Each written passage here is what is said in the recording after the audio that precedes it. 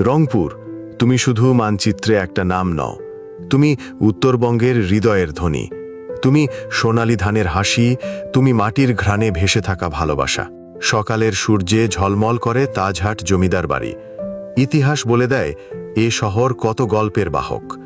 পায়রা চত্বরের কোলাহল, মানুষের হাসি আর ব্যস্ততার মেলা। রংপুর মানেই জীবন, আশা আর স্বপ্নের খেলা।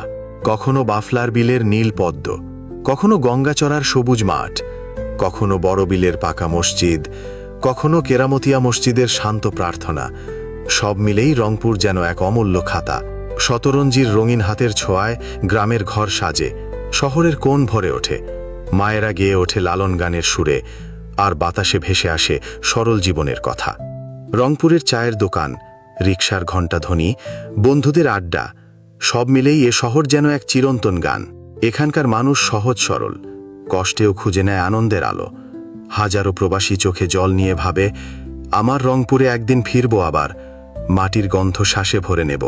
রাতের ভিন্ন জগৎ, আলো ঝলমলে স্বপ্ন, দিনের ব্যস্ততা, সন্ধ্যার শান্তি, সবই মিলে রংপুর এক আলাদা পৃথিবী। হে রংপুর, তুমি আমার গর্ব, তুমি আমার ভালোবাসা।